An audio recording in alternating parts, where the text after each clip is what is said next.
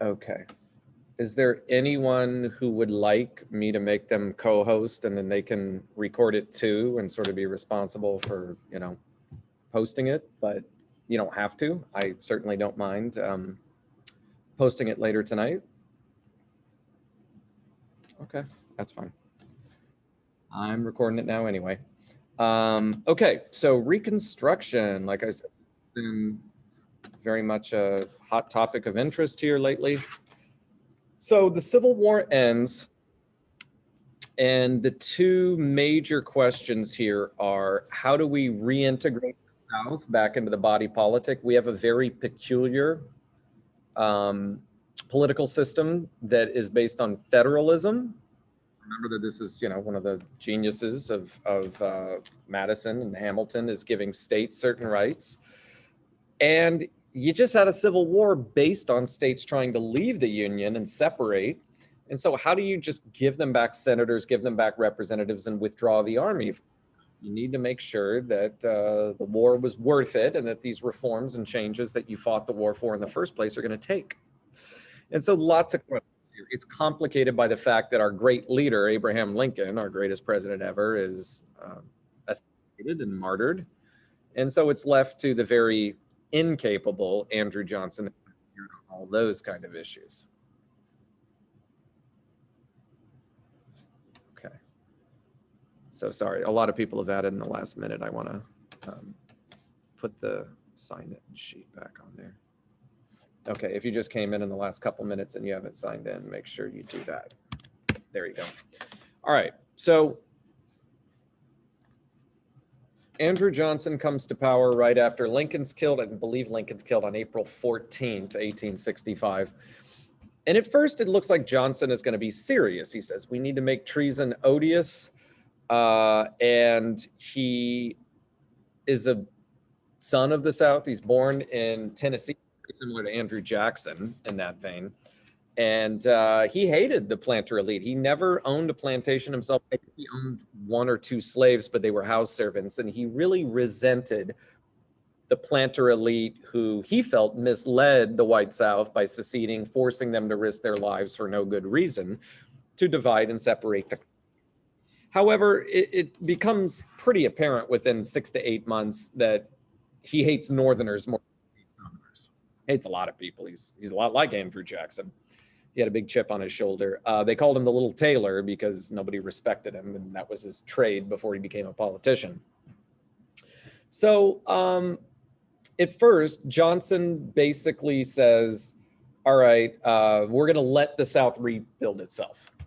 We're going to have very few strings attached. The only thing you really have to do is swear a loyalty oath to the United States. You have to cancel all those Confederate debts. So anybody who loaned money to the Confederacy for the war effort, you're going to lose that money. You're not going to get it back. And slavery is dead. 13th Amendment is going to take, it's passed in January of 1865, but it's going through ratification all through the spring and summer. And Johnson just said, ratify the 13th Amendment, and you can just hold your own constitutional conventions and just recognize the death of slavery and the fact that that debt is not going to be repaid and you're back in the Union. Well, every Southern government had done that by December of 1865. So, I almost said Lyndon Johnson. Andrew Johnson says, all right, it's a done deal. Restoration is complete. We're all done with it. Two things are going to ruin this. Number one, Southerners weren't really regretful for what they did. They sent a lot of ex-Confederates to be their senators and representatives in these elections. Alexander H. Stephens from Georgia, the vice president of the Confederacy, was elected as senator from Georgia and tried to retake his seat just 8 months after the Civil War. And Northerners just said, no, you cannot do that. Anyone that took part in this, they are a traitor. Now, we could be really ugly and line everybody up against a wall and shoot them and bury them in one big mass grave, but no one really had the stomach for that, thank goodness. So they said, y'all just can't take part in government. The second thing that was really troubling was that every Southern state passed a series of laws known as the Black Codes, which were harshly discriminatory, even worse than what Jim Crow became in the 1880s and 90s.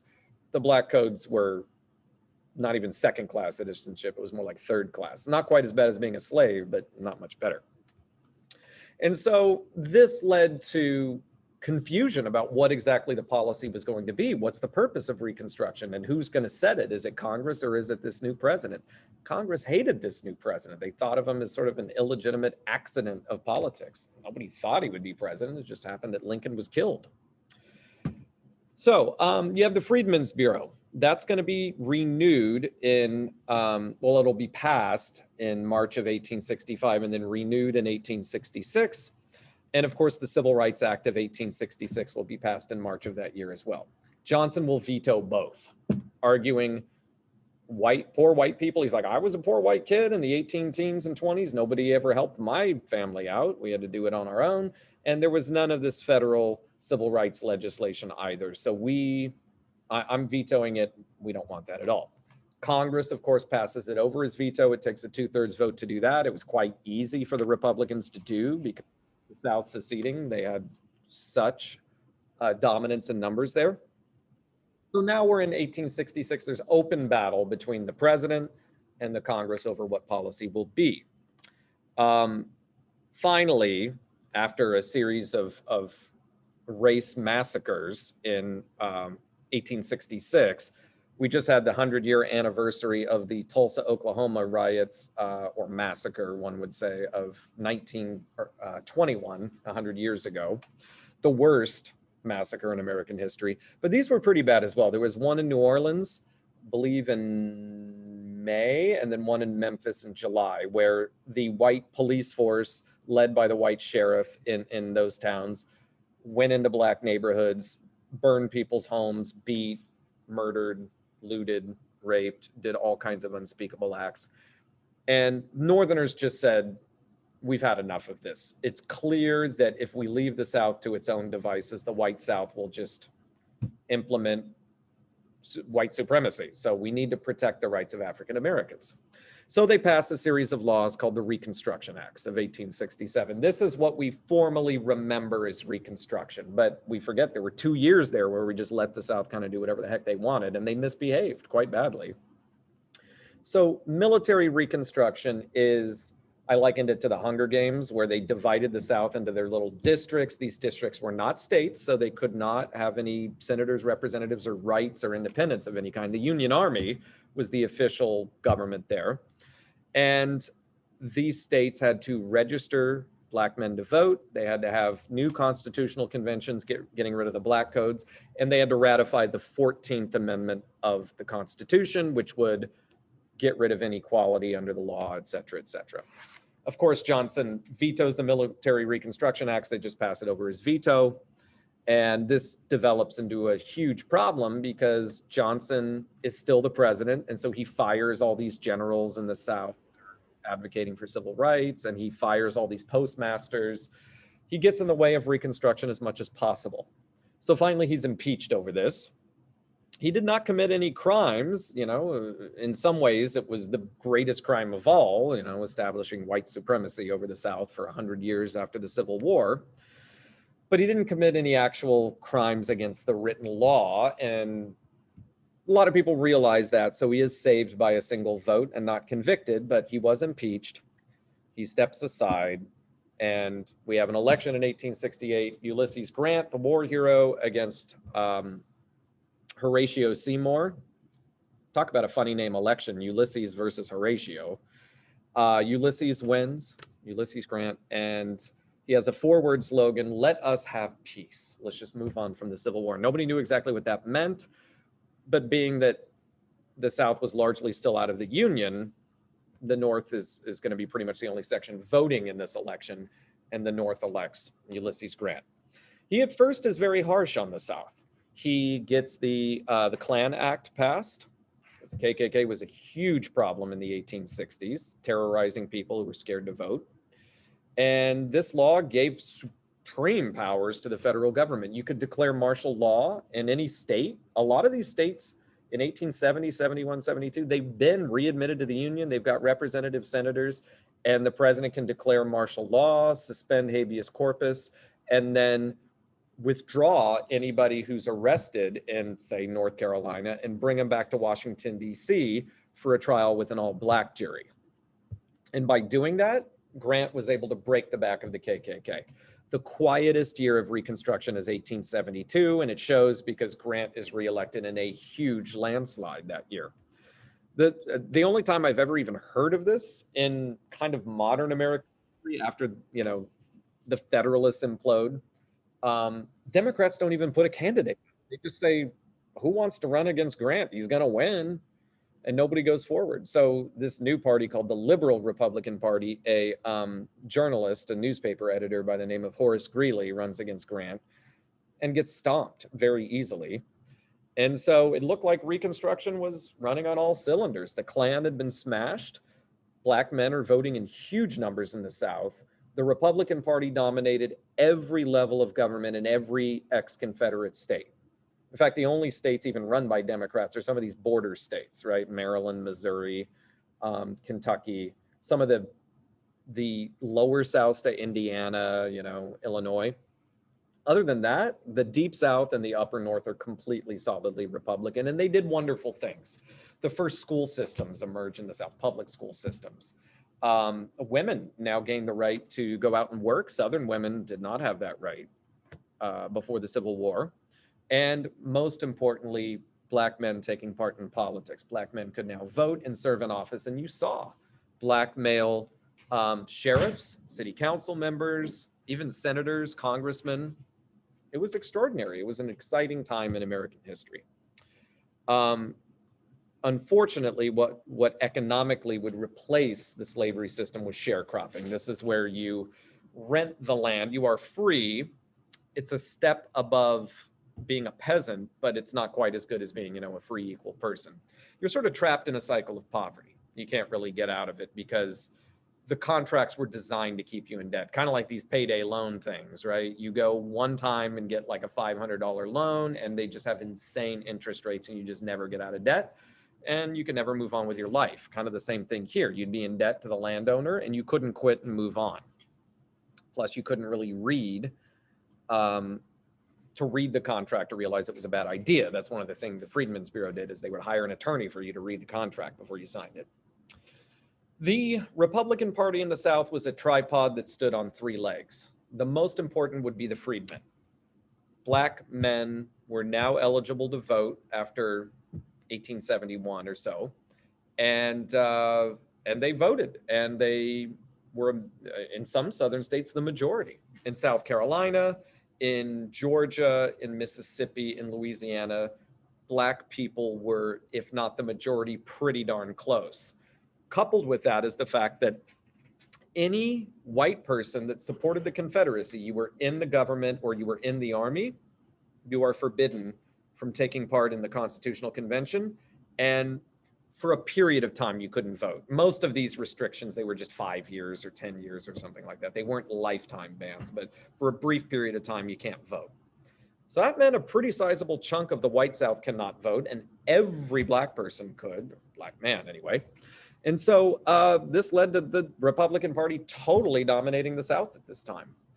And so freedmen were the strongest of those, you know, three legs. The other one would be scalawags. Scalawags are white Southerners, born and raised there. They were Whigs before the Civil War, and they kind of just rolled their eyes at everybody else and said, I told you secession was a bad idea.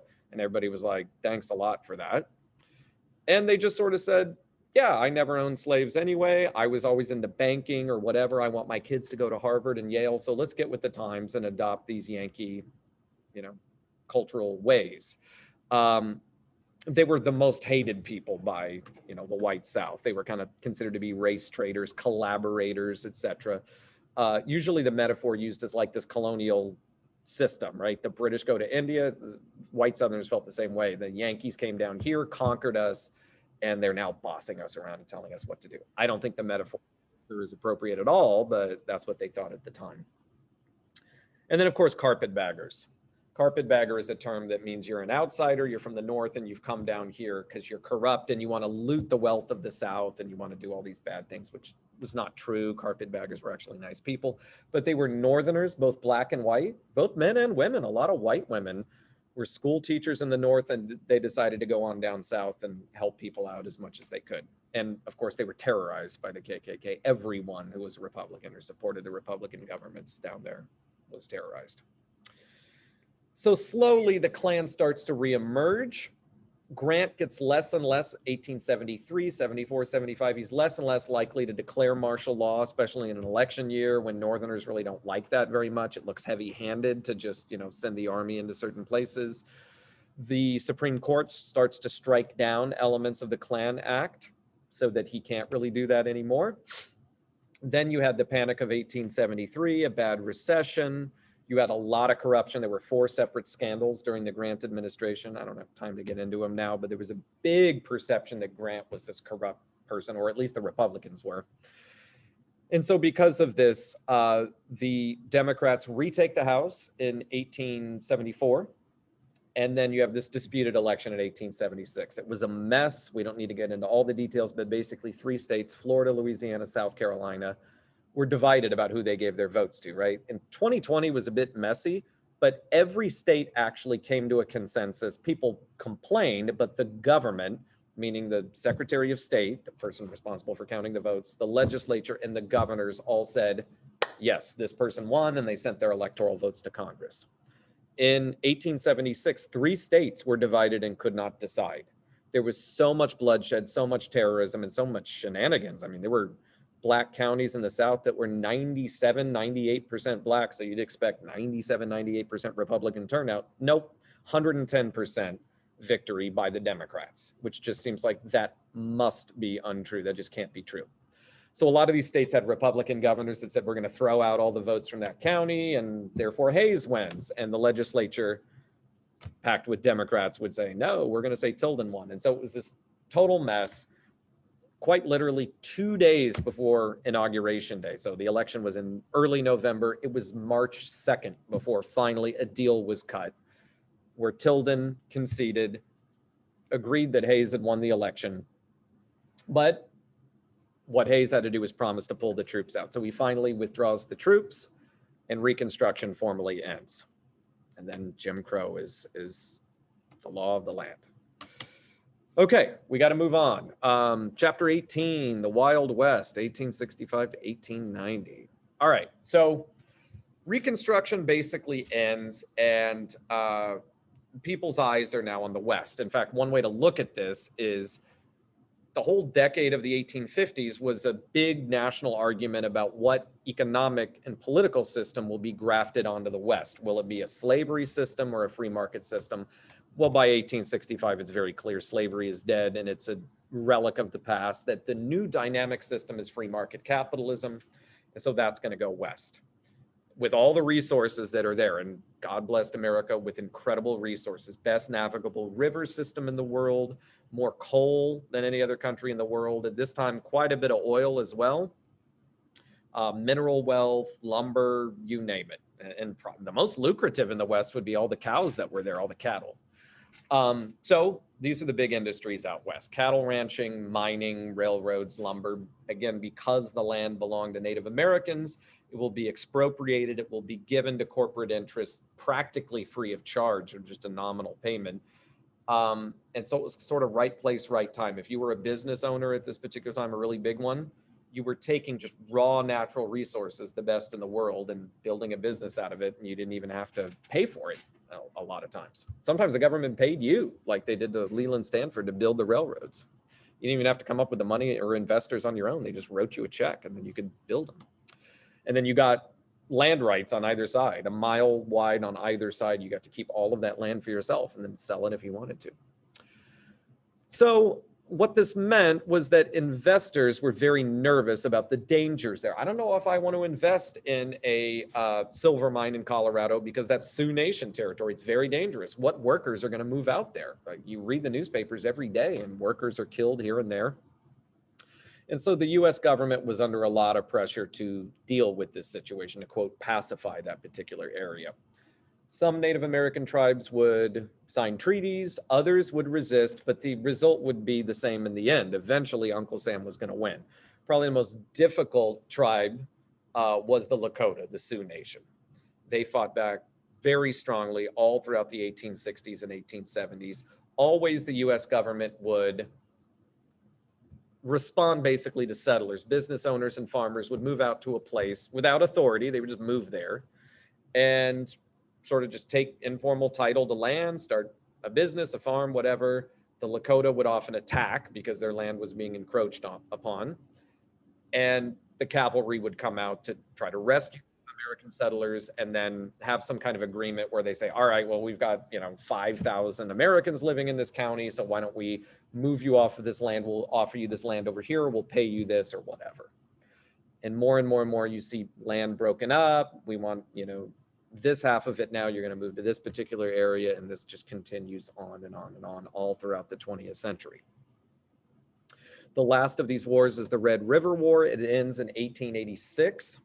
Chief Geronimo, who was an Apache, is the last of these holdouts that finally signs an agreement with Uncle Sam, and that formally ends the so-called Indian Wars or Native American Wars. There's really no resistance after that because every tribe has been defeated. There's a treaty and they are on a reservation. Instead of having these huge land holdings, they have these very tiny ones that they cannot move off of. And the way is clear for capitalism to develop the West. Mining was a particularly dangerous profession.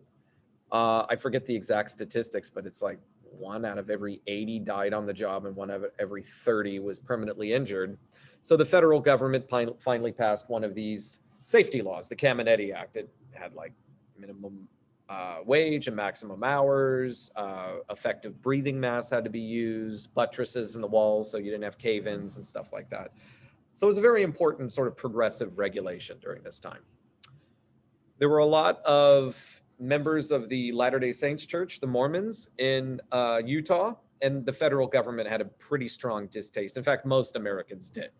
This was back when the Church of Latter-day Saints was still practicing polygamy. It bothered a lot of people. Utah was yet, although it had the population to become a state, largely because of this issue. So lots of laws like the Edmunds Act and the Edmunds-Tucker Act said that members of this church would have their property taken from them and they'd go to prison if they still practiced polygamy. And finally, in 1890, the church said, all right, we're not going to practice this anymore.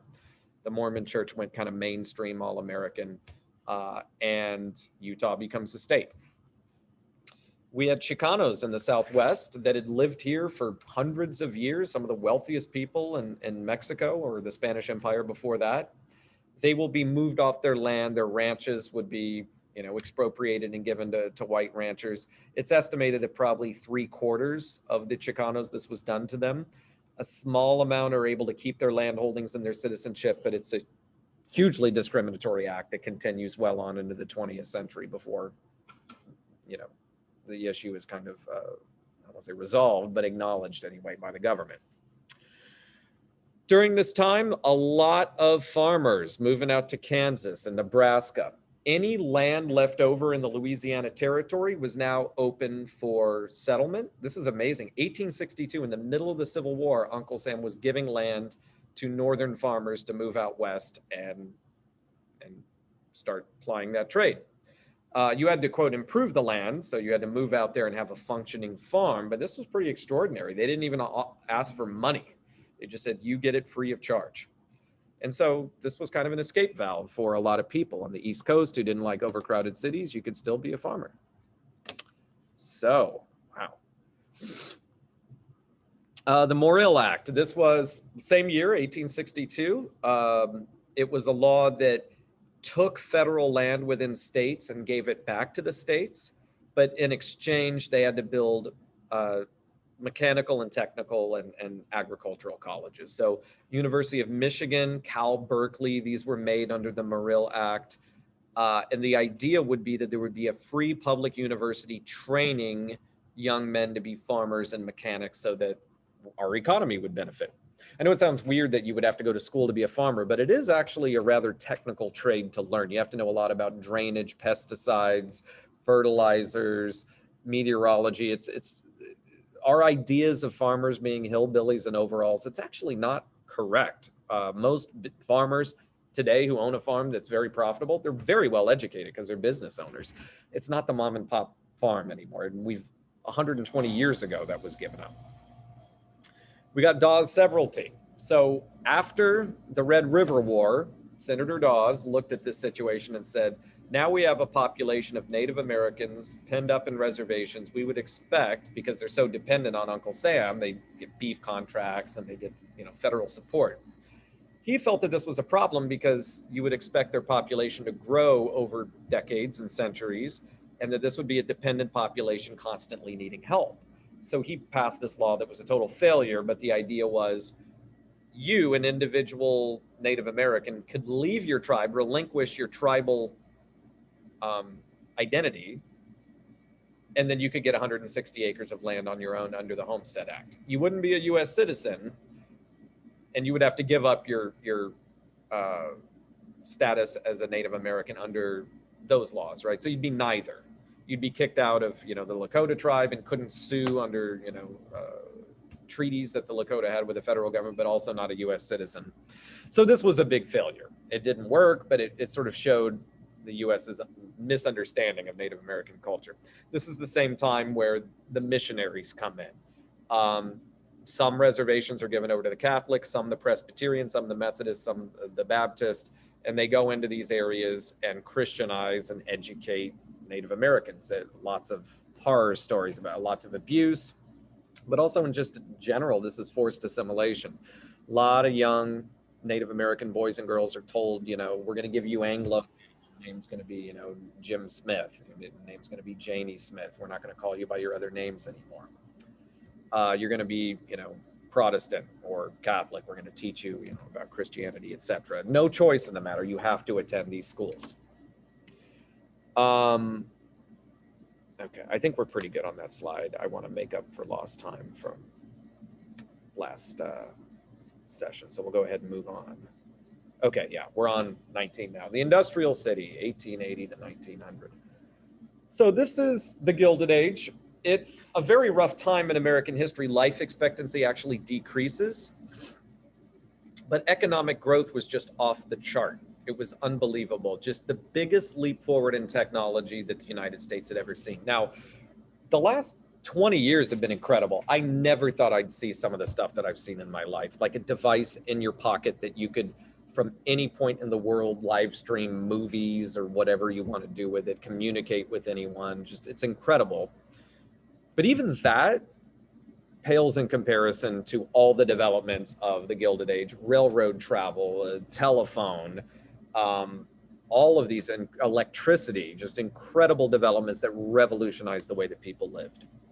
Like Edison and Bell, right? Thomas Edison, an inventor of the light bulb, the motion picture camera, and all these other things, competing with Nikola Tesla over electricity.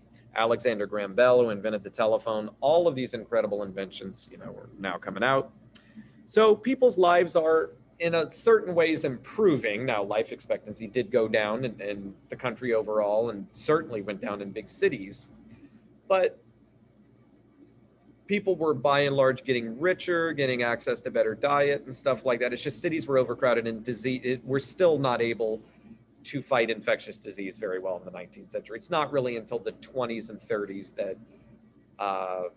vaccines start to come available, and penicillin, and hospitals are built in major cities in the 1920s. Before that, it was just disgusting in major cities, and no sanitation, really. Just, the gutters were not open to sewers. There were no sewers. You just dumped everything in the gutters and it sat there forever, and it was gross.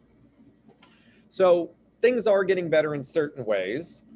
But there are negative things like monopolization. Big businesses are eating up small businesses and becoming very powerful.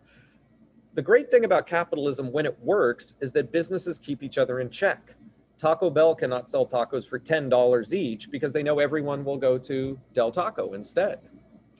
Same thing with Chevron and Shell. When they're competing against each other, they have to keep their prices low. But what if one buys out the other? What if there's only one gas station company in Long Beach? What if there's only Chevron? They can charge pretty much what they want if there's no competition. And this was starting to become the norm in America. By 1900, it's kind of scary. John D. Rockefeller controlled 90% of all the oil in the United States, effectively dictating prices however high he wanted. What are you going to do? Not have oil? Good luck with that. So this was a huge problem. Social Darwinism was a huge problem. The ideology taught at every university in America that the poor are genetically inferior, that we'd all be better off if they died off and did not procreate. This is a period of eugenics as well, of forced sterilization, of social undesirables, the insane, people with disabilities, things like that. So the idea was that everything was hereditary, even crime, even poverty. And so this was an ugly, ugly theory that effectively said we should rejoice with how high the death rates are for the poor because they're inferior and we don't want them in the gene pool, basically. So lots of negatives about this time period. The robber barons as well. Just this collection of men, the John D. Rockefeller, J.P. Morgan, Cornelius Vanderbilt, Andrew Carnegie, Leland Stanford, William Randolph Hearst. These men effectively ran the country. And they ran it for themselves. They didn't run it for the benefit of America at large. They just said, well, I'm a billionaire. I want to be a billionaire twice over. Why not, right? So lots of negativity about this time period. Exciting in a lot of ways, but very negative. The Chinese Exclusion Act is passed in 1882, mostly at the behest of labor unions like the AFL that were very worried about immigrant labor coming in and putting American workers out of work. And the fear was, this is China. It's the largest country on earth, huge population, and they can flood us with poor revenue willing to work for nickels, and then we will be hurt by all of this. So believe it or not, this wasn't the powerful that did this. It was labor union people, the solid middle class that was just terrified about this kind of stuff. So we actually passed a Chinese Exclusion Act, which pumped the brakes on any more Chinese immigration coming in, and anyone who was already here that hadn't naturalized could not become a US citizen. The law said you had to be white to become a citizen of the US. Okay, a couple people have come in the last 20 minutes, so I'm gonna, one more time, I'm gonna put the sign-in sheet into the chat. Please sign in, thank you. Okay, it's so much easier when I got my second screen. Okay, so the Knights of Labor. So we had two major labor unions at this time, the AFL and the Knights of Labor. The AFL is the more moderate labor union. Capitalism is great. We just want to tweak it around the edges a little bit. We accept that you earn wages for work. We just want better wages, shorter hours, safer conditions. And we want to negotiate with the boss on relatively equal terms for these terms of service. You had to be white, you had to be Anglo-Saxon, you had to be Protestant, you had to be native born, you had to be skilled and male to be in the AFL, at least for a time period. By World War I, that had changed. But for a while there, that was the case. The other labor union was the Knights of Labor. They accepted everyone, black, white, male, female, skilled, unskilled, foreign-born, native-born, everybody. They were also very radical. They were anarchists. They rejected capitalism. They said, we want to advocate for better wages under the system now, but our plan is to overthrow the system. We want the workers to own factories in the future. This is known as syndicalism or sometimes anarcho-syndicalism, the idea that both capitalism is corrupt, but also governments, period, are corrupt. That there's a cozy relationship between the rich who own businesses and the government. They kind of conspire together and collude together. And so we want to basically give all power, both political and economic, to labor unions. It'll be more democratic and they'll run the economy for the benefit of all of society. So this, of course, terrified local police. It terrified the federal government. And it's going to lead to the crackdown in 1886. After the Haymarket Square riot, a bomb goes off in Chicago. The police and federal authorities use it as an excuse to bring down the hammer on the Knights. They got their US mail privileges revoked. They couldn't mail letters back and forth across state lines, literature, organizational materials, and a lot of their leaders go to prison for long periods. So we did the AFL, tenements. You guys know tenements are just apartment buildings, 5-story buildings, plaster. They don't have the steel rebar in them, no ventilation. They're very harsh, but these went up all over New York City and every major city. They start to get a bit better at the turn of the 20th century. They start to build buildings by 1900 in almost every American city that have flush toilets. There's usually a bath. Sometimes there's a communal bath, like one per floor. And so you have to like schedule time in it. So, you know, people didn't bathe as often 100 years ago. I know it's gross, but it was like once a week, maybe. But it is getting better. They start to build sewage system, transportation systems, all that stuff. Yes, so Aiden's asking for the slide deck. So let me go ahead and drop that in the chat as well. So it is getting better, you know, a little bit, marginally better. I'm reading a book right now about the 1918 pandemic, and they said, you know, all of that stuff I said was true, but there were exceptions like Philadelphia. Philadelphia had not quite developed those things yet. The south side of Philadelphia was particularly poor. Philly had the largest number of African Americans of any city in America, even more than New York. And because of that, the black side of town did not have the social services. They had no schools pretty much at all in that corner of the town, and no sanitation. They still had those old tenements. And that's 1918, but that's the exception to the rule. Most American cities had most of its citizens with sanitation by about 1910. And most were doing it, you know, for a couple decades before that. So they are getting a bit better. There's starting to be fire escapes built with them and other safety features so that they're quite a bit nicer. So the Gilded Age, this is when rich people just bought these incredibly opulent homes. It's when the rich were incredibly rich and the poor were incredibly poor. And you had these robber barons, right? And of course, this is when we get one of these great mainstays in America, which is sports. Kind of interesting that prior to the 1870s, there's no professional sports in America. It wasn't really a distraction that we have today where we're almost obsessed over this stuff. Still, the Super Bowl's the most highest rated event every year on television. None of that really existed in the 19th century until baseball becomes our first professional league, 1869. The Cincinnati Reds. Now you might say, how could you have a major league with only one team? Well, they played all the amateurs and they killed them. They just went around from town to town playing the barrel makers and the policemen and the firemen and all these longshoremen. And of course they beat them because the longshoremen have a 9-to-5 job and then they have to just play baseball in their off time. The professionals just play 24/7 and they get quite good at it. Other cities started to say, oh, well, we want a team as well. And starting in the 1870s, you actually have Major League Baseball, which is kind of a template for how national sports is going to work. You pay a fee, you go in, you eat, your hot dog and your pretzel and you drink your beer and you enjoy a nice game, right? I read the other day, they have a whole section in Dodger Stadium just for vaccinated people. It's in the right field pavilion and you can sit there and it's great, right? They're going to start opening it up again. It'll be wonderful. Okay, so that's the industrial city. Moving through this as quickly as I can because we got a lot more to do. So chapter 20, U.S. Empire, 1880 to 1900. So there's sort of early rumblings of progressivism in the 1880s. One of the first things here is the Pendleton Civil Service Act. This is passed in 1882, I believe. Excuse me, right after James Garfield's assassinated. Remember Garfield? No-name president.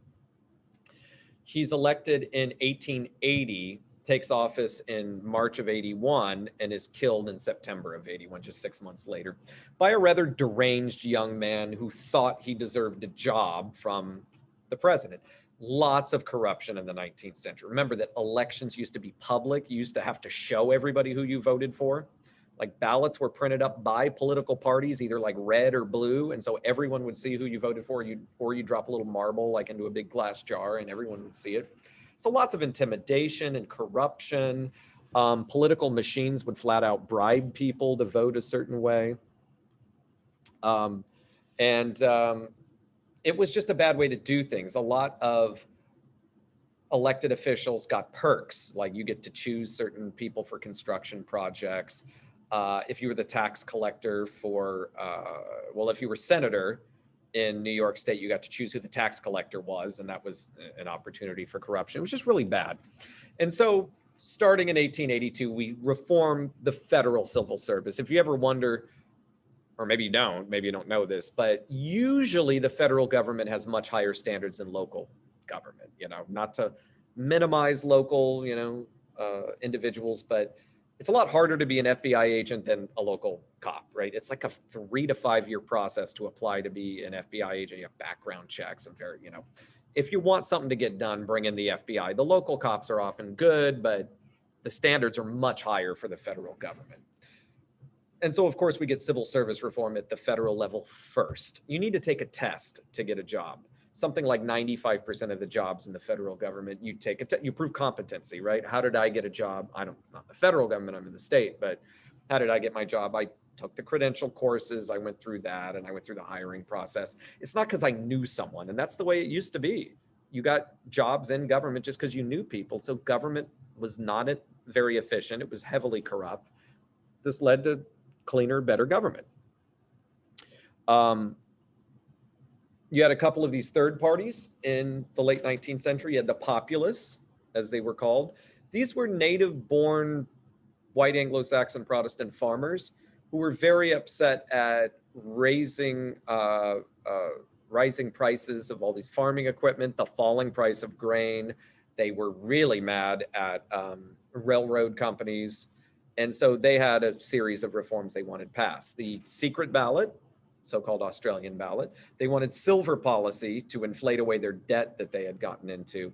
And they wanted kind of harsh immigration restrictions. Let's not let in these Scandinavian and German immigrants because they work too hard and they're making it too hard on us. They produce too much grain and collapse the price. Not to be outdone, much like the Knights of Labor in the AFL, you had an immigrant farmers collective called the Grange, where they're mostly Scandinavian and German immigrants who would pool their resources together and buy grain silos that they could share or make their own banks to loan money out or regulations on railroads. And so there are these two labor, not really labor, but they're farming collectives that are passing laws and, becoming political parties at this particular time. Then we get this huge uprising in 1877. So what had happened was we had this recession from 1873 to 77, and workers' wages were cut repeatedly for several years. And back then, again, there's no unemployment or disability or anything like that. So if your wages get cut, your family might starve. It's a huge burden on you, much worse than it is today, losing your job. You have unemployment today. Back then you didn't. And so workers in Martinsburg, West Virginia, decided on their own that they were going to decouple, that is, take the little link off of the train connecting the locomotive to the back cars, and refuse to let traffic move through their little hub train depot there, right? You couldn't get from Ohio like into the east without going through Martinsburg, and this shut down most of the traffic going from the west to the east. Workers then got guns and sort of camped out around the trains and tried to get increase in weight. Spontaneously, word starts to spread all throughout the country, from Philadelphia to Pittsburgh to St. Louis, all the way out west to San Francisco. Workers start to walk arm in arm with each other, decoupling engines from the tracks and becoming incredibly violent. There were out and out gun battles in Philadelphia through the streets. This was very worrying. This is basically our 100-year anniversary, our centennial, and it looked like there might be another American Revolution. This was very frightening. And this went on for weeks. I think it was 45 days. Hardly any traffic in America moved anywhere. And it was the railroads. This would be like today shutting down the freeway system for 45 days. How would goods get back and forth across this country? It would paralyze the economy. And so finally, Hayes sent in the army, they ended the strike, they put everybody back to work. But this was a warning sign for the next generation or two that labor strikes were going to get quite violent. It's very unique to us. Out of every advanced industrialized country, we have the most violent labor union movement in the 19th century. It's not even close. There's no other country that comes even close to the number of massacres that happen between Pinkertons and labor union activists in America. It's just incredibly violent. And usually the boss would pick up on this. Oh, my workers are Polish and the Pinkertons are Russian. They hate each other. And so we'll use that to kind of feed them off of each other. They would do that constantly. And that's mainly the reason why there were such violence in these labor unions, is the working class was divided between these ethnicities that had old grudges from the old world that a lot of Americans didn't really even know about. The WCTU is formed at this particular time. That's the Women's Christian Temperance Union. It became the largest women's movement in the country, really in the world in the 19th century. They had a long agenda of lots of things they wanted to achieve. The primary thing they wanted was temperance, that is, reduce alcohol consumption, but also they wanted the right to vote. They advocated a lot of other social reforms as well, but they became a huge women's rights group in this particular time. Fast forward to the 1890s, another huge recession, the worst in our history. This is usually referred to as the first Great Depression, the second one being the one in the 1930s. I hope that gives you a scope for how miserable the 1890s were. It was a really, really bad economic downturn from 1893 to about 1897 or so, for about 4 or 5 years there. 3 major strikes during this time. You had Coeur d'Alene in Idaho in the mining industry. You had Homestead in the steel industry out in Ohio. And you had Pullman in the railroad industry in Chicago, or just outside of Chicago. And these were incredibly violent. I mean, in Coeur d'Alene, they blew up the mine, the labor union did, and killed a lot of people out there. In Homestead, there was a huge battle between the Pinkertons and the labor union. Basically, again, Andrew Carnegie was cutting wages 2-3 years in a row. Workers felt they couldn't feed their families. They decided to just padlock the steel mill and not work. Carnegie said, well, this is my factory. I'm firing all of you, and I have these replacement workers, and escorted them with his own army, the Pinkertons. And there was a huge gun battle over this. Dozens of people were killed. And the same thing happened in Chicago for the Pullman strike. This one was incredibly violent, much like the Great Uprising of 1877. Chicago was a major hub that connected East and West. They shut down the traffic going through that train station. Incredibly violent strike. Lots of people went to prison, lots of people killed. People were really hungry for a new perspective. Is there a way that we could handle this labor capital dispute without the violence? Do we really need to have people murdered over this kind of stuff? And people were looking for hopefully a solution to this. In the midst of this, we have a hugely contested election in 1896. This is the highest voter turnout ever in American history. 90% of eligible voters came out and voted in 1896. It's extraordinary. I think in this last election, despite like how high the voter turnout was, it was only about 63 or 64% of eligible voters that were registered to vote actually voting. 1896, it was 90%. It's between McKinley, kind of stay the course Republican, and you've got William Jennings Bryan, young, dynamic, loud, very young, 36 years old, only 1 year above the legal limit to become president, gave fiery speeches, but he did not know how to talk to half of his own party. He represented the Southern and Midwestern farming side of the Democratic Party. What he ignored and didn't pay attention to was the urban immigrant half of it. And he just ignored and minimized the contributions of people living in big cities. The farmer, it was still this kind of Jeffersonian agrarian thing. The farmer, the yeoman farmer, was the perfect American citizen, and we needed to do everything for farmers. Silver policy, etc. And he loses. McKinley wins. It's a pretty close race, but McKinley outspends Bryan something like 9-1. That's why it's also considered the first modern election, because money is used in a huge way. And McKinley just raises it the way that you do today. You make promises to certain interest groups and corporations, and they write you a check. And you get elected because you can buy more print media. And today, television and radio and internet ads. Back then, it would just be print. There are wonderful Black reformers in this era. Ida Wells is ringing the alarm bell about lynching. Booker T. Washington talking about, African Americans building their own universities and exercising self-help. And W.E.B. Du Bois talking about integration and allowing African Americans into white social institutions. He went to Harvard and he's like, we need to have that total integration and equality. The NAACP is formed in 1909 in Niagara Falls, to lay the groundwork for that civil rights struggle that will come in a couple of generations in the 1950s and 60s. I don't know how much we need to talk about the YMCA, but it was a totally different institution today. The YMCA is just a local community resource that we have today. It used to be very much emphasizing the C, the Christian part of it, even though it's still the YMCA. It's not really a Christian institution anymore, and it's inclusive of everyone. Used to be the Young Men's Christian Association and Young Women's Christian Association, and they sponsored largely foreign missions. Go to Hawaii, go to the Philippines, go to China, set up Christian, churches and missionaries that will try to convert as many of the native population as we can. Spanish-American War. We don't have time to get into all the ins and outs of it, but the long and short of it is Cuba. The U.S. felt a tremendous amount of solidarity with the Cuban rebels. We wanted them to be free and independent. Also, a lot of American business owners coveted the sugar and everything else from Cuba. So McKinley sends the USS Maine down to Havana Harbor to kind of keep an eye on the situation. There's very violent rebellion going on the island. And the Maine blows up.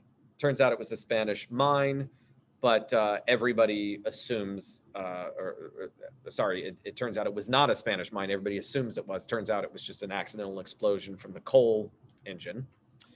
But it doesn't matter. Immediately on the sinking of the Maine, the American press just goes hysterical about it and blames the Spaniards and says we have to go to war. So we go to war with Spain. The U.S. invades Cuba, we invade the Philippines, we invade Puerto Rico, and we gain each three of those colonies from the Spanish and turn them into territories.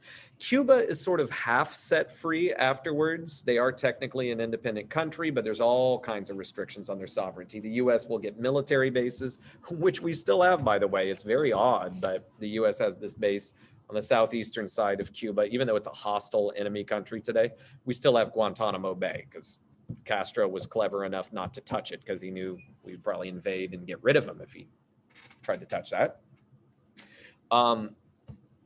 The other two areas are not going to be rendered independent at all. Puerto Rico is turned into U.S. territory, and so are the Philippines. Philippines will eventually be set free in 1946. Puerto Rico is still a U.S. territory. And so now you're starting to hear debates about statehood. Should we make Puerto Rico a state? Should we make it an independent nation? We'll see what happens. Let's see. Two zones of control in this sort of colonial empire the U.S. is building.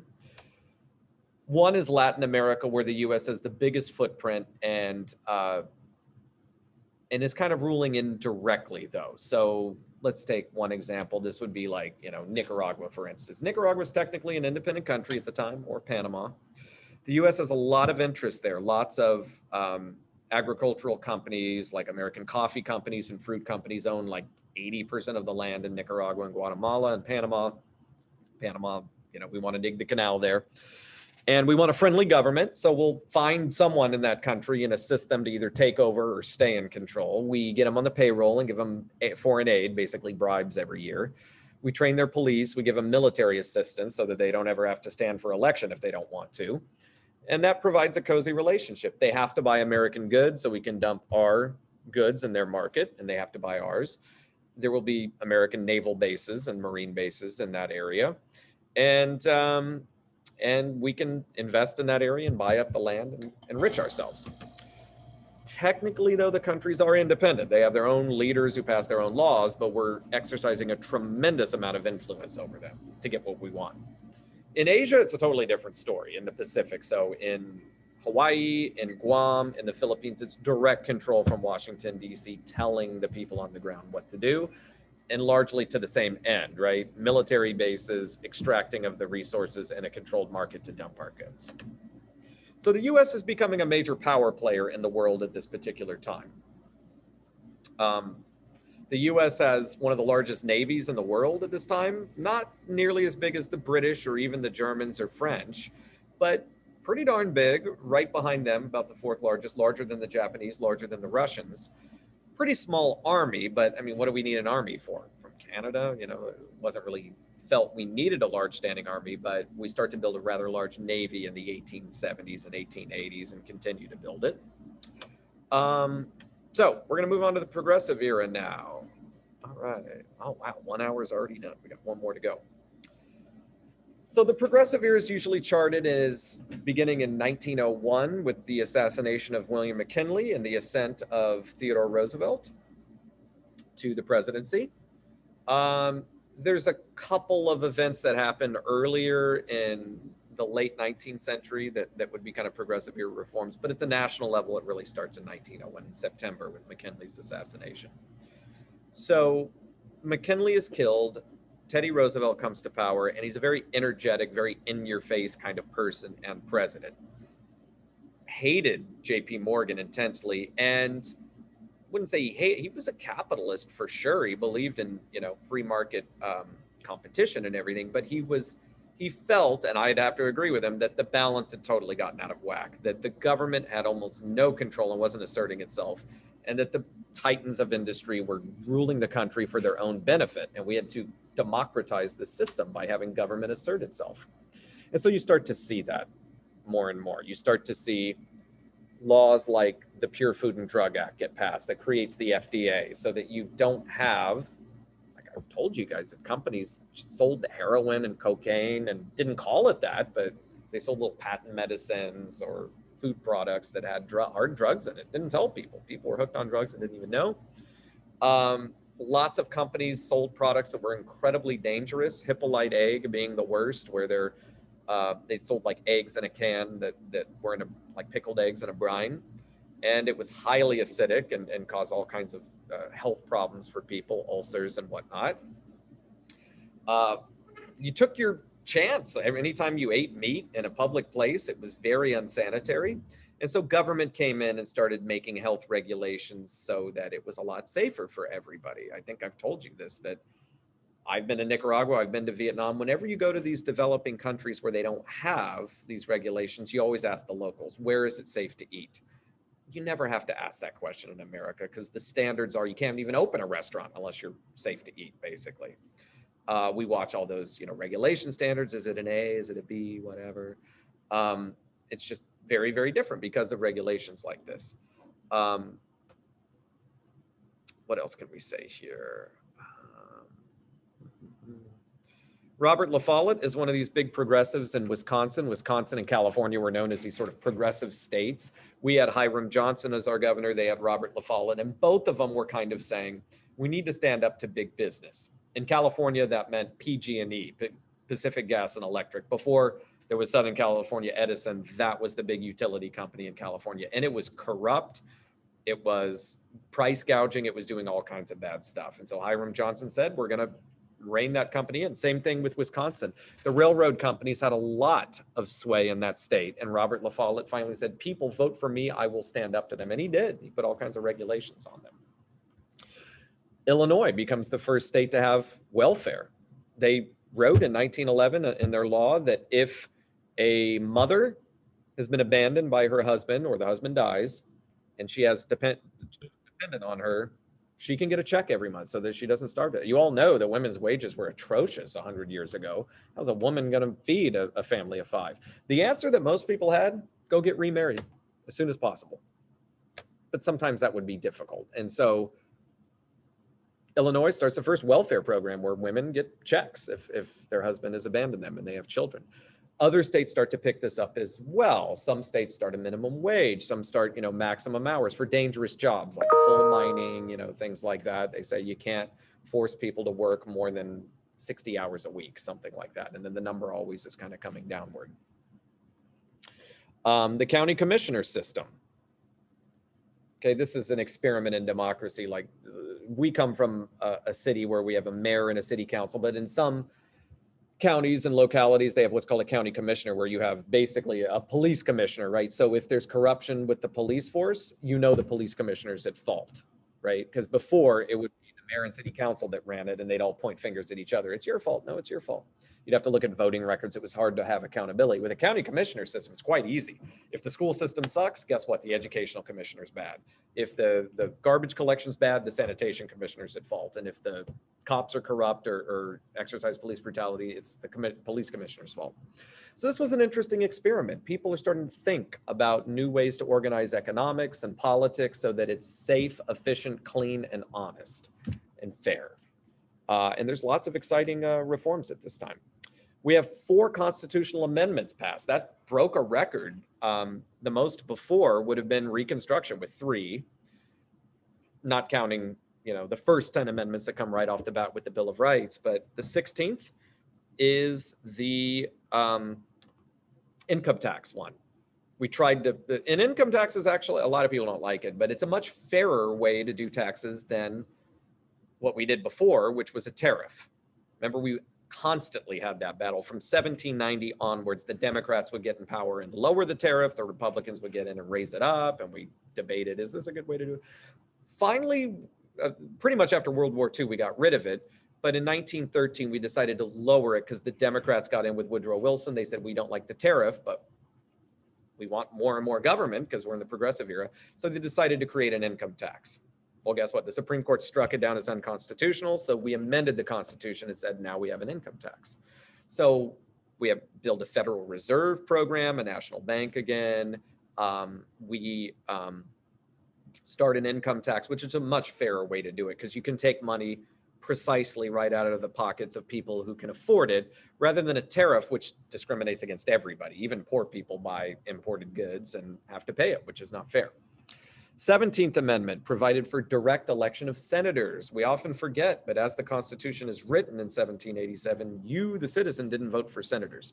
State governments basically handpick them. And that was very corrupt because Rockefeller, Carnegie, these guys could just meet behind closed doors with government officials from their state or any other state and say, here's a bribe, now pick the guy who's on the board of Standard Oil so that you pass regulations that benefit me. The 18th Amendment, horrible idea, let's ban alcohol. It didn't work out very well, but it was passed. And that was part of progressivism too. It was thought that we could perfect society. There'd be no poverty, disease, crime, insanity, anything if we could get rid of alcohol, which is of course not true. And problems get even worse when prohibition is passed.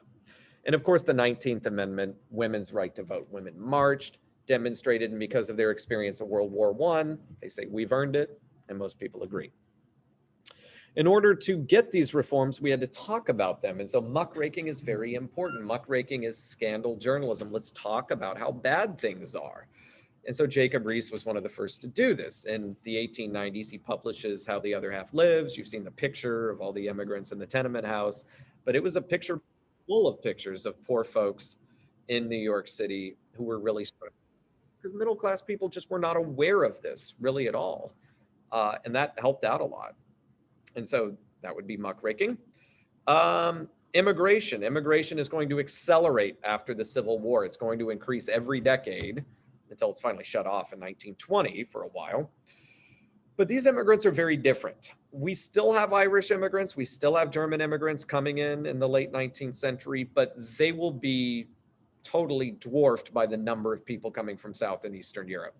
The largest group will come from Italy. Some 22% of immigrants between 1865 and 1920 came from Italy.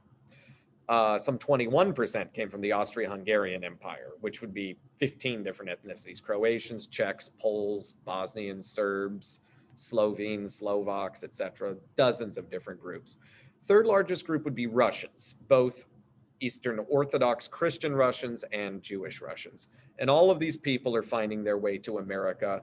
Millions of them. I think the figure is between 1865 and 1920. Some 25 million immigrants came to the United States. And this is an extraordinary success story that, despite a lot of our faults and a lot of bad things the US did, one has to point to this, that we took the poorest, most desperate people from Europe, gave them a home, allowed them a chance to experience a democracy, vote, and improve their lives, and climb the social ladder. It was the American dream, and those people benefited very greatly from that. After the Knights of Labor are crushed, that union kind of disappears for a while, and then you get a new version of it in 1905 called the IWW, and the differences are the same, right? The AFL is kind of the exclusive, middle-class, white, native-born skilled labor union. The IWW is the radical anarchist one that accepts everybody and is in kind of the more dangerous jobs. The IWW is really big in the lumberjacks, the longshoremen, and the merchant marine. The merchant marine are people that work on ocean-going vessels, but not in the Navy, but in the commercial fleet, so to speak. Very dangerous job, by the way. And these people would join the AFL, and they did great things for people, but it was a pretty radical union. It will be crushed in 1920 in the aftermath of World War I, but it was there for a while. Then we got Margaret Sanger advocating for birth control. We've got all the Bohemians in Greenwich Village. We just had the 25th anniversary of Friends or whatever the heck it was. If you guys didn't know, they all live in Greenwich Village in New York City. Greenwich Village is kind of a weird area. It's sort of an arts district. No one seems to have a real job there. They're all theater performers or painters. It's a lot of loft apartments, you know, where people are just kind of hanging out. And in the teens and 20s, that's very much what Greenwich Village was all about. It was about artists, singers, playwrights, poets, radicals who were, you know, in the IWW or in the Communist Party would all hang out there and write and hang out and, you know, stuff like that. So that was happening at the same time. You get some of these antitrust laws in the progressive era. The first would be Sherman antitrust in 1890, right? If a company gets too big, it could be broken up. Problem was Sherman was too vague. It said if any entity, you know, gets so big that it reduces competition, it has to be broken up. Well, that was interpreted to go against labor unions. So anytime the AFL or the IWW got too big, the boss could sue them and say, hey, you know, you need to break up this labor union. That's not what it was intended to do, but that's how it was interpreted. So then the Clayton Antitrust Act would be passed in 1913, which exempted unions and said only go after big business. FDA is created to make sure that, you know, American, you know, think of the vaccine that came out. We didn't just develop it and give it to people. It had to go through clinical trials. We had to prove that it was A, safe, and B, efficacious. That's just a fancy way of saying it works, right? You know, a lot of people dispute that, but hey, you know, the results speak for themselves. Meat Inspection Act, right? So now we got to make sure that our slaughterhouses are clean. You want to make sure that you don't get sick when you go to In-N-Out Burger or that you know, eat a Dodger dog or something like that. Okay, are we good? Am I going too fast? I'm trying to go as fast as I can because we got a lot to still cover, but want to make sure no one's getting left behind. Okay, so let's talk about the U.S. empire and World War I. By World War I, the U.S. is a major power player. Now, we have a larger population than Britain or France or Germany. Per capita, we are richer, but the British have a much larger navy. They have an enormous empire, and we're indebted to them. They are loaning us money, basically, so that we can open up our businesses and industrialize. World War I is the turning point where, after the First World War, European countries are indebted to us. We paid off our debts to them and then started loaning them money. And so we emerged from World War I as the banking center of the world. And even though we don't have the military to quite back it up until after World War II, this is kind of the turning point. So got to rewind a little bit to talk about some of these developments. So we build this huge navy. We have a zone of control in Latin America, another one in the Pacific. And Teddy Roosevelt issues the Roosevelt Corollary, the Monroe Doctrine. Remember, the Monroe Doctrine said if any European country tries to invade this hemisphere, invade a country and take over, we will go to war with them. The corollary to that is, well, what if there's a crisis and that threat might happen soon, right? Like Venezuela borrowed millions, if not billions of dollars from the Europeans, from the Germans, the French, the British. They couldn't pay it back. And so those countries were implementing a blockade. They basically sent their navy off the coast of Venezuela and said, no ships in and out of your coast until you pay us back. And so America basically felt, how dare you come to our hemisphere and do this? Now, they hadn't invaded these countries yet, but a blockade is an act of war. So Roosevelt sent the American Navy to go chase off the British, French, and German navies. And then we basically told the Venezuelans, we're going to pay off your debt to the Europeans. You now owe us money, and we're going to put marine and naval bases in Caracas here on the coast. It's the capital of Venezuela. We're going to have one-way trade agreements where you have to buy our goods. Very shortly after this, we discover oil in Venezuela in 1914, and so American companies descend on Venezuela to make their fortune. And so that was a pretty bold move by an aspiring imperial power. Right around the same time, we create the country of Panama so we can dig the canal. It used to be part of Colombia, and we essentially rigged the game so that we helped them become their own country, gave them diplomatic recognition, and then signed a treaty where we dug this canal and then controlled it until the end of the century, until 1999. So that's a sign that the US is becoming this huge global power. We control this major strategic waterway. We have bases all over the Caribbean. We're building a big navy. We're coming up. The Mexican Revolution, we don't need to know a lot about this, but the US will intervene. We're going to bombard the port of Veracruz and occupy it, and we are going to invade Sonora and Chihuahua looking for Pancho Villa, never going to find him. But you don't need to know a whole lot about that, but it does exemplify American power during that particular time. So World War I breaks out. We don't need to know why, but basically the European powers go to war in 1914. And at first the US declares neutrality, but it's a very biased neutrality. Trade with Germany falls off a cliff. Trade with the Allies explodes. So trade between and investment with France and Britain explodes. We're loaning them money and we're trading with them. Germany, it drops off for two reasons. Number one, our sort of business class were white Anglo-Saxon Protestants, and they very much gravitated towards and affiliated with Great Britain. So like J.P. Morgan, waspy guy. He spoke English, admired the British, watched their plays, read their, musicals and stuff, or watched their musicals, read their books, etc. So he loaned the British a lot of money. He's the richest banker in the country, right? Same thing with Carnegie and all that. Carnegie was a British immigrant and he adored the British, right? He was from Scotland. And so insurance companies pick up on this too. To ensure trade with Germany, the rates are incredibly high and the rates are very low insuring stuff with Great Britain. That was partially a reason because the blockade was more effective with the British than it was with the Germans. And so because of this, Germany starts to get very antagonistic towards us. They see us as favoring their enemies. They start unrestricted submarine warfare in 1915. They sink the Lusitania. Wilson barks and complains about it, so they back off for 2 years. Finally, in February of 1917, they decide we're going to restart unrestricted submarine warfare to starve the British into surrender because we can't win otherwise. And they just start sinking any ship that's bound for Great Britain without warning. Okay, that's the unrestricted part. Seemed to go against rules of decency about the high seas, that you have to warn someone and allow them a chance to be boarded and have their cargo seized. This did not allow that. So because of that, and especially because of the Zimmerman telegram, because the British intercepted a message from the Germans to the Mexicans trying to strike a deal, a military alliance, that angered us, violated the Monroe Doctrine, and so we declare war on Germany. So we snap into action. We're going to go fight this war.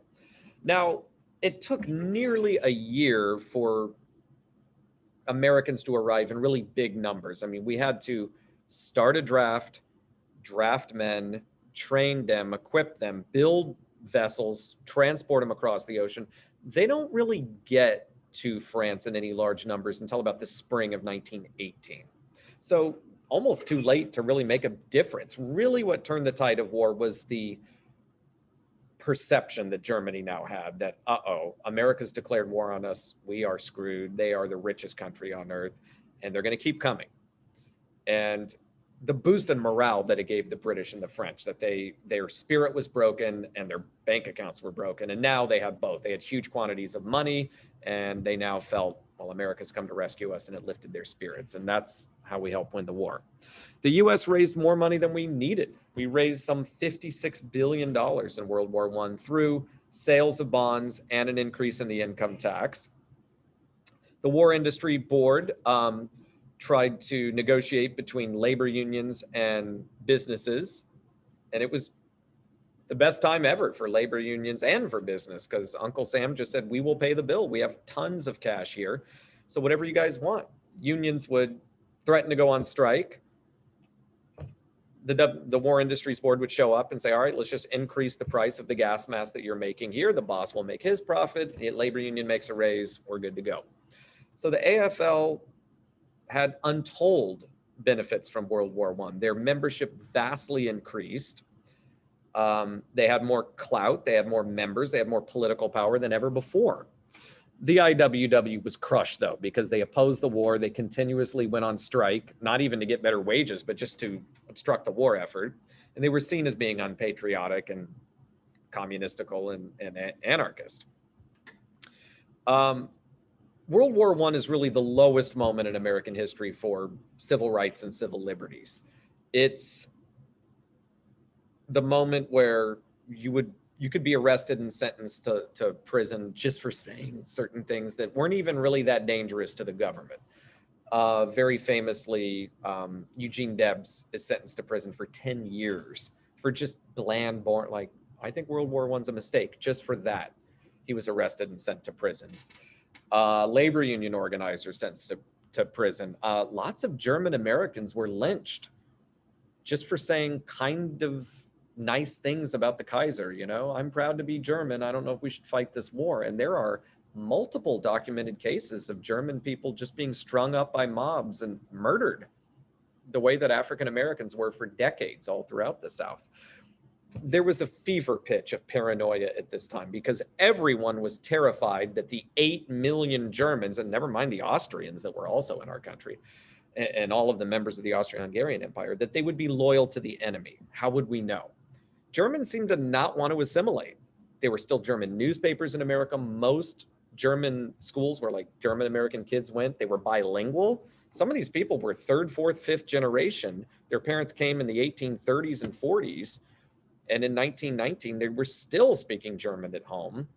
And many Americans just said, no more. Now that we're at war with Germany, we're not letting you get away with that. Of course, the WCTU and Anti-Saloon League used this as an excuse to ban beer, but everything German was considered bad. Not only beer, but sauerkraut, German music. You know, the Boston Philharmonic was banned from playing Beethoven because they just thought it was dangerous. You know, Wagner, all this great German music, you couldn't listen to it anymore. John Philip Sousa. Very low moment in American history for civil liberties. Woodrow Wilson's often looked at as a great president. In some ways he was, but in many ways he was a tyrant, worse than the Civil War in terms of actually locking people up for just saying things. Okay, yeah, the Espion and Sedition Acts were the laws under which thousands of people were arrested, some deported, some sentenced to long sentences in prison. Then we got 1919. You guys all remember how rotten 1919 was, right? First, you had a flu pandemic that starts in the fall of 1918, but continues on through the winter of 1919. So people are dying from this horrible pandemic and no vaccine like we have today. They had to just ride it out. It killed almost 700,000 Americans in just a year, just really quick. There were race riots that year. The number of African Americans moving to the North just exploded during World War I because there was a labor shortage. So many men went off to fight the war. Some women did go in the workplace, but it was not quite the 40s, and we, weren't quite progressive on that front yet. And no more immigration in World War I. All these countries that had been sending us immigrants shut off their exit visas. They wouldn't allow people to leave. We need you at the front. You can't leave. And so African Americans went to northern cities, and this created tension. Lots of riots throughout the North in 1919. In fact, we just had the 100-year anniversary of the 1921 Tulsa, Oklahoma. They call it a riot. It's really a massacre. The worst in our history. Several hundred people were murdered because a white woman and a black man rode in an elevator together.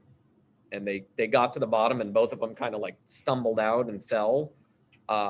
Nobody was sure why, but a lot of people assumed that the black man had assaulted the white woman. She refused to press charges, and she was not claiming sexual assault or anything, but many people just thought it was indecent for a black man to be behind closed doors with a white woman. That was just not done in America at the time. And so this violent assault on community, burning of homes, murder, it was just ugly. There's a wave of that across the North. There were race riots in Chicago, East St. Louis, Newark, New Jersey. Every major city in the North had a race riot in 1919 because the black population had gone up so high and white folks were not too keen on having them stay. You had the treaty fight. It seemed like we might get this League of Nations, a World War I might mean something, but no, the Republicans refused to ratify the treaty by Woodrow Wilson. Wilson has a stroke, and the war just is not really resolved. We just decided to withdraw and say, goodbye, Europe. We don't want to deal with you anymore. We had the Red Scare. The Russians have their revolution.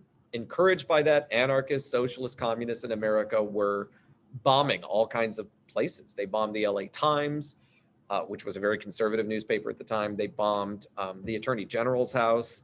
They bombed Wall Street. They did all kinds of crazy stuff like that. And it was terrifying people. The World Series was rigged that year, and the worst sports scandal in American history. And this just devastated people. And I'm probably forgetting a lot of these things. Oh, strikes. There were 3,600 strikes that year because the war ended and the government spending got turned off. People got their hours cut. They got their wages cut. Some got laid off. And so they went on strike over and over again. There was the Boston police went on strike in 1919. In Seattle, they had a general strike where the whole city shut down. It was pretty disruptive. Women were out in public marching for their rights, and a lot of people thought that was indecent. It seemed like the world was kind of unraveling, kind of like 2020, right? It was like everything was going wrong. And a pandemic and race relations. And like last summer, I really got the feeling like this could spiral out of control quite easily. And it was kind of frightening. Other people might say exciting, but 1919, very much the same. So the results of all of this in 1919 was people wanted normalcy. Most Americans said, all right, we got what we wanted out of progressivism. We're going to ban alcohol. Women got the right to vote. But I'm really sick and tired of labor unions because they've grown too radical. I'm sick and tired of people rigging baseball. I'm sick and tired of Europeans dragging us into their conflicts.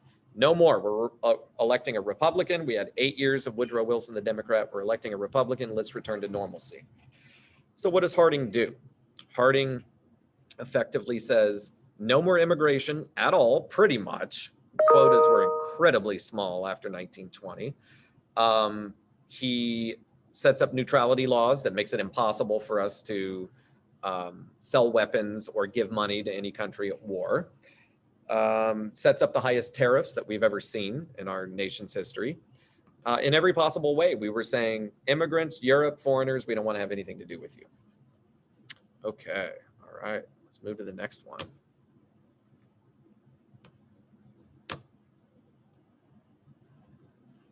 Okay.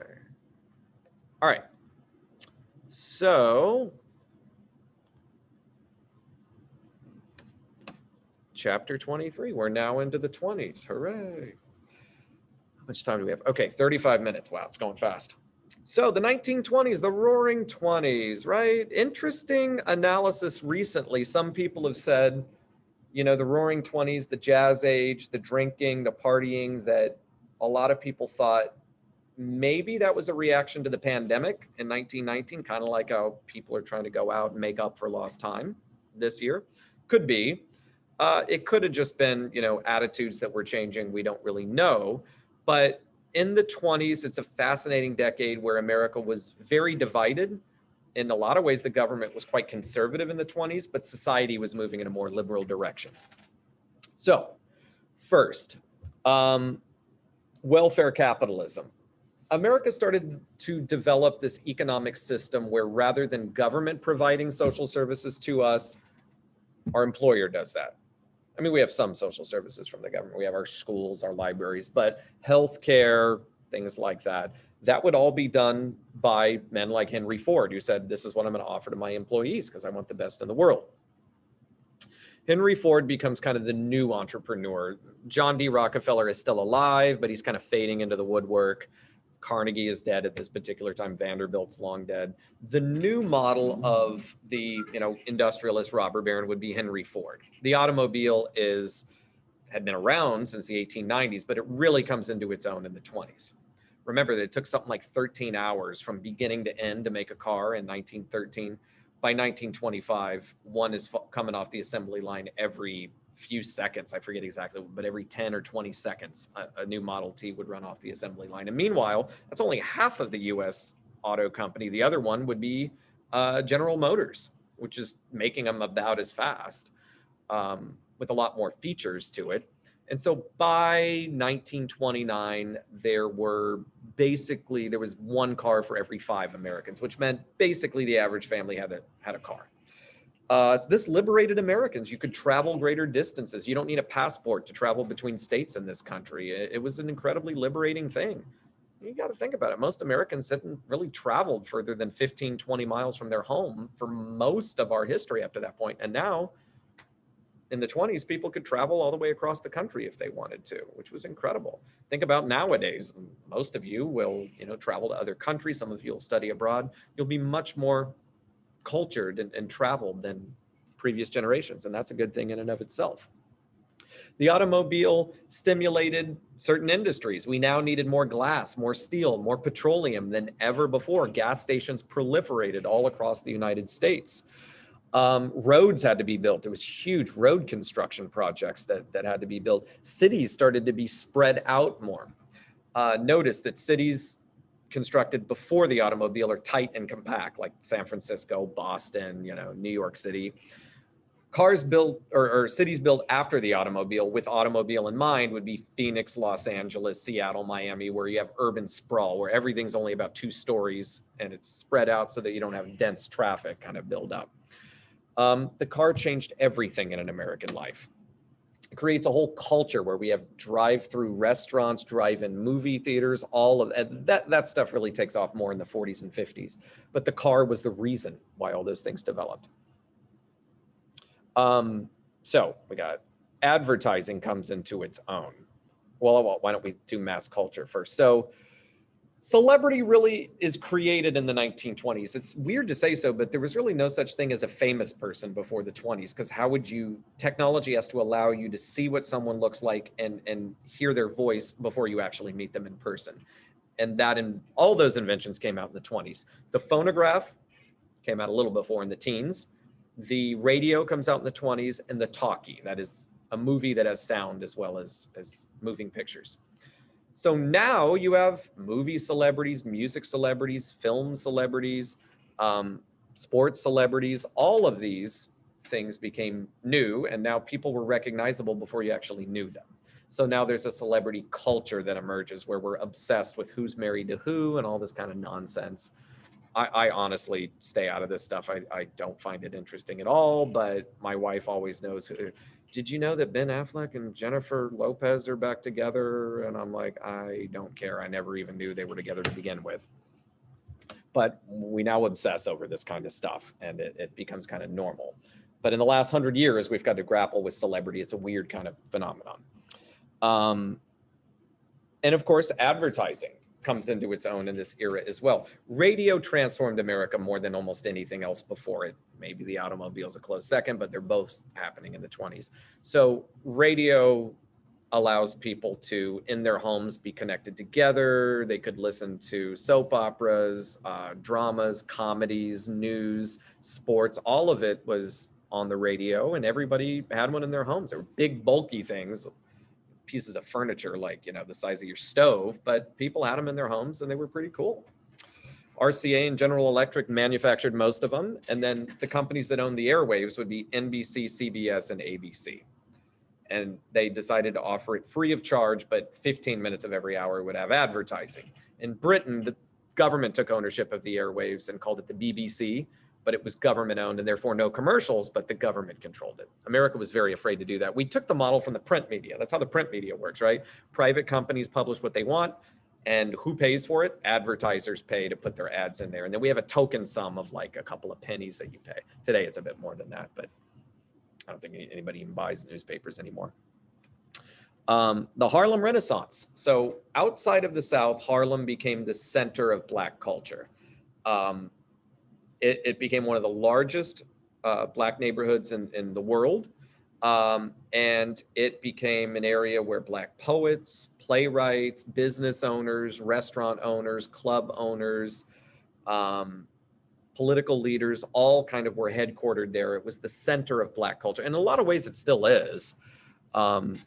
It was exciting for lots of people, even white folks, kind of hip, middle-class white folks would want to go see. I want to see jazz music, and not done by, Glenn Ford or one of these white dudes that's pretending. I want to see, a Black jazz band. So let's go to Harlem and check it out. Weirdly enough, Black people were allowed into these theaters, but only on the stage. The theaters were mostly all white, even though they were in Harlem in Black neighborhoods. It's kind of odd, but that was the racism at the time and how it was, implemented. The 20s, you had the not only the independent black person, but the independent woman. You had the vamp and the flapper, basically the same thing.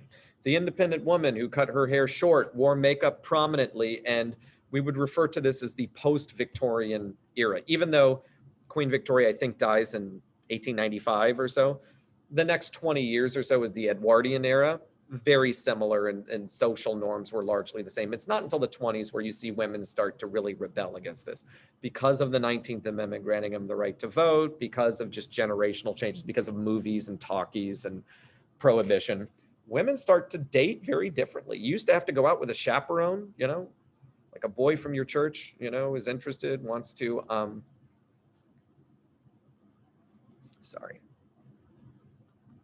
wants to ask you out, and he has to ask your father, and either father or brother or someone else has to go out on the date and chaperone it. Starting in the 20s, women are just like, I'm going to go out on my own. I'm going to go to a speakeasy where I can drink illegally, and think about all of the stuff that entails. So drinking, you know, lowers the social inhibitions. It allows people to interact more.